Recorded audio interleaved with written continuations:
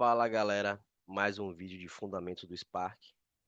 Hoje é mais uma daquelas funçãozinhas escondidas, mas que tem muito valor, que é o padding no Spark.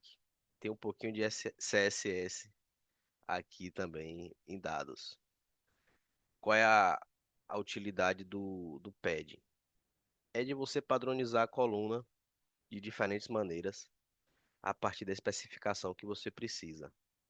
Traduzindo isso, eu vou trazer um exemplo daqui a pouquinho. Mas eu queria passar primeiro pela sintaxe da função, que é bem simples.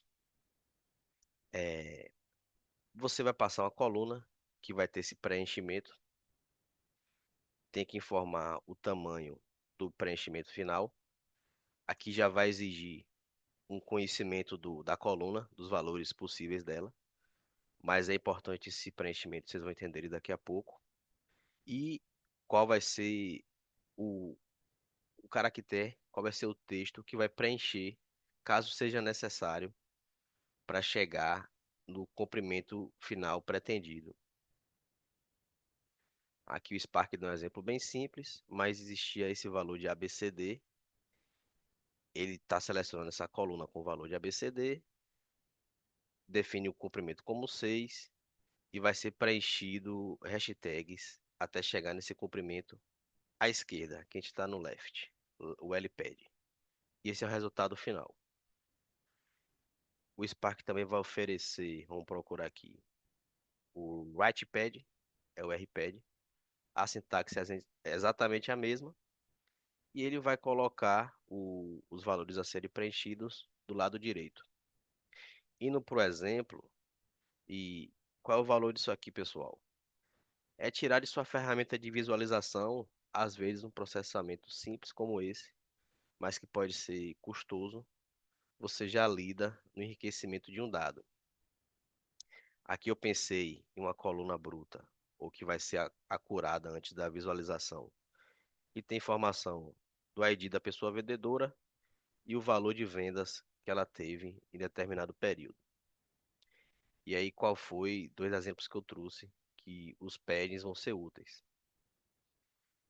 Aqui a chefia pediu para padronizar a coluna de ID, definindo que ela tenha 4 dígitos e que, caso não tenha esses 4 dígitos, vão ter valores zero antecedendo o número do ID. O left vai casar certinho e o que é esperado aqui? A gente tem alguns IDs já com 4 dígitos. A partir da terceira linha, é esperado que entre um zero com o left preenchendo esses valores. Então ficaria 0321, 0051, por exemplo, para as linhas 3 e 4. E repetindo a sintaxe, informada a coluna, nesse caso o CLID, o comprimento final pretendido, que é 4, foi a regra passada. E qual é o prefixo? O que é que vai ser colocado no lugar, caso precise, para chegar no comprimento? Nesse caso é o número, o string 0. E aqui a gente tem justamente o resultado esperado. Os dois primeiros registros não tiveram alteração, os demais foram preenchidos com zero.